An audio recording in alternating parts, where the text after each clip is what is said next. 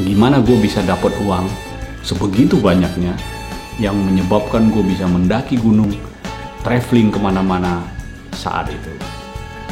Check it out. Kalau lu mau tahu, ini rahasianya. Dan mungkin lu bisa ngikutin ini sebagai seorang mahasiswa atau seorang pelajar. Oke? Check it out, guys.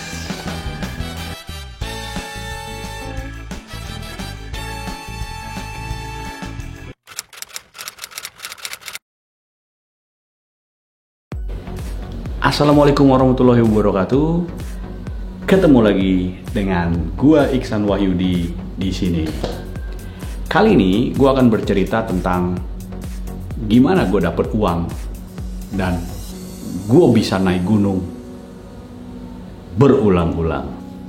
Check it out. Kalau lu mau tahu, ini rahasianya. Dan mungkin lu bisa ngikutin ini sebagai seorang mahasiswa atau seorang pelajar. Oke? Check it out, guys. Pertama, gue dulu adalah seorang mahasiswa yang aktif dalam banyak kegiatan. Banyak kegiatan kemahasiswaan yang gue ikuti dan jabatan-jabatan strategis juga yang pernah gue duduki. Dulu gue pernah menjadi ketua ospek. Juga gue pernah menjadi seorang fungsionaris badan eksekutif mahasiswa saat itu. Di sanalah gue melakukan aktivitas keorganisasian gue. Dan sedikit banyak, jika ada uang yang berlebih dari aktivitas itu, uang itulah yang gue gunain untuk gue naik gunung, atau uang itulah yang gue gunakan untuk gue traveling. Disitulah pertama kali gimana gue bisa naik gunung. Kedua, gue dulu pernah memimpin atau mengorganisir banyak pendakian massal. Pendakian massal ini adalah pendakian yang berbayar, yang gue lakukan dan gue buka untuk umum.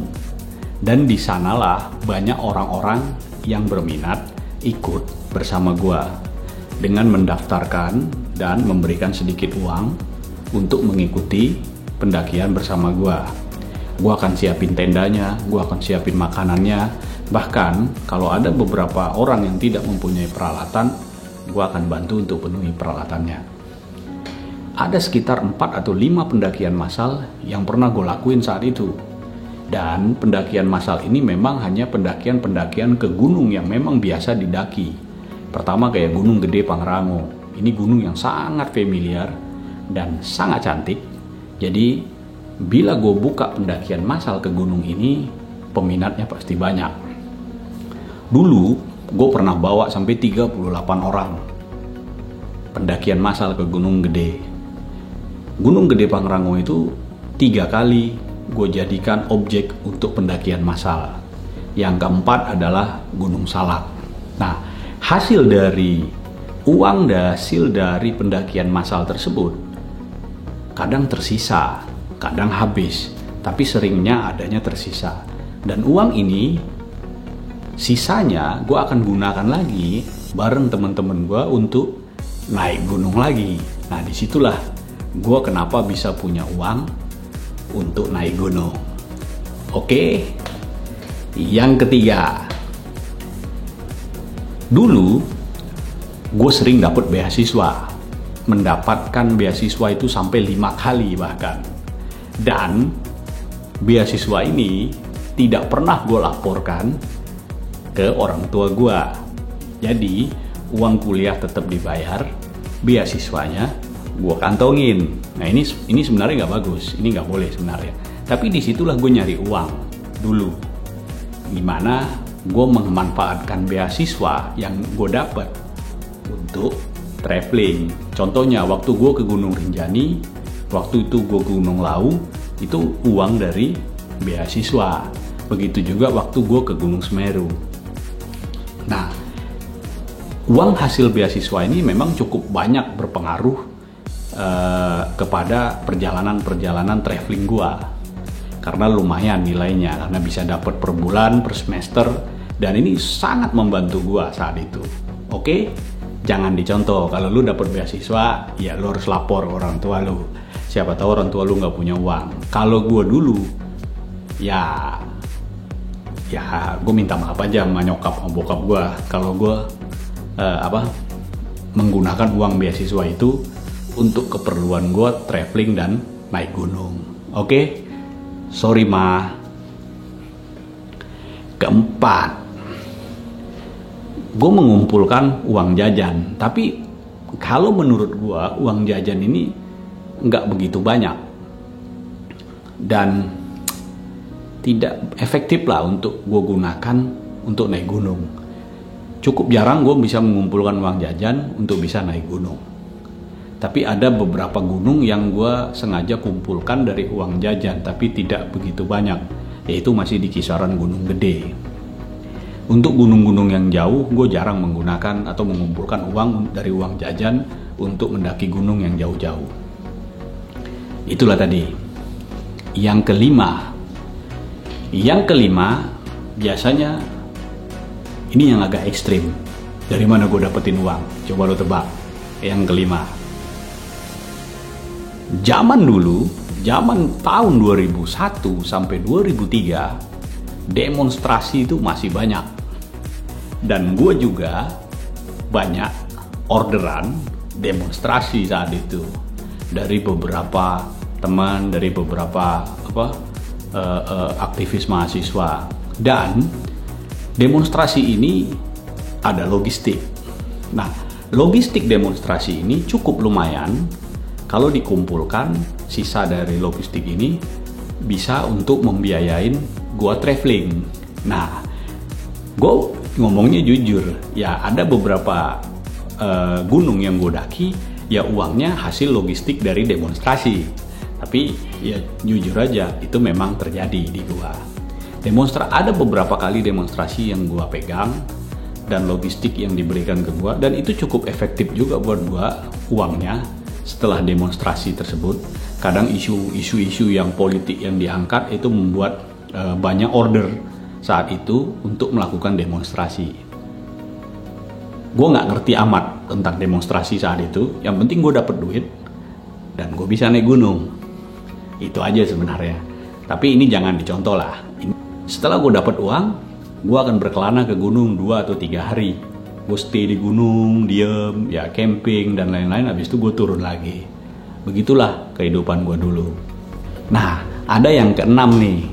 Yang keenam, gue dulu pernah melakukan beberapa pekerjaan yang ekstrim.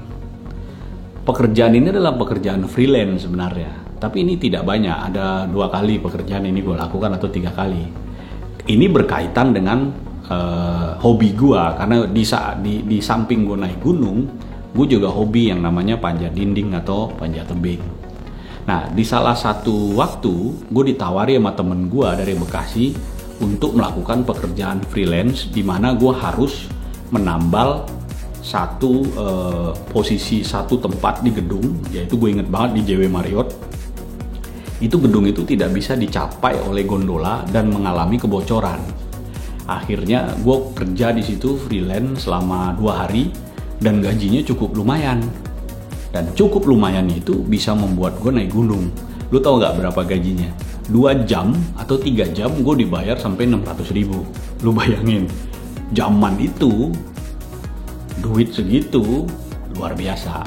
Tapi resikonya mantap lah. Oke guys, jadi untuk lulus semuanya, jangan malu, ya kan? Kalau lu mau naik gunung, lu harus siapkan semuanya. Minta uang ke orang tua, minta izin ke orang tua, jangan lupa, ya kan? Jangan kayak gue nggak pernah izin. Dan lu bisa nabung. Kalau lu nggak bisa nabung, lu bisa kerja. Kalau lu nggak bisa kerja, lu bisa ikuti saran gue yang tadi. Kalau lu jadi seorang mahasiswa, lu bisa ikut kegiatan kemahasiswaan, lu bisa ikut beasiswa. Gue gini-gini, jelek-jelek gini 5 kali gue dapet beasiswa, men. dan lumayan gitu. Ketiga, lu bisa nabung. Keempat, demonstrasi, tapi kan sekarang udah nggak ada lagi, udah sangat jarang, udah tidak ada lagi. Kelima atau keenam, lu bisa kerja. Itu aja sebenarnya, tapi ini adalah kisah dari perjalanan gue, dan kalau gue temuin di saat ini, itu udah anti mainstream kalau lu mau dapet uang. Ya enggak? Kalau dulu begitu gue dapetin uangnya. Kalau lu anak mama, lu banyak duit, ya lu bisa minta sama orang tua lu, atau lu bisa gunakan tabungan lu.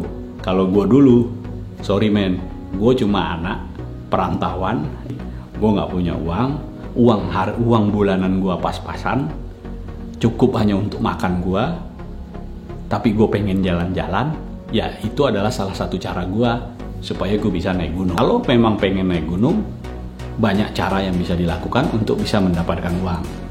Tapi ingat, memang dulu perjalanan gue penuh dengan kegembelan, pas-pasan. Gue kadang naik kereta batu bara, gue kadang naik kereta yang tiketnya bayar di atas, dan gue juga kadang duduk di lorong-lorong kereta api. Jadi zaman dulu waktu itu pas-pasan lah. Yang penting gue enjoy banget dengan kegiatan gue, dengan traveling gue saat itu. Dan gue bangganya adalah gue gak minta ke orang tua, gue usaha sendiri. Dan itulah gue dulu. Thank you sudah nonton ocehan gue kali ini.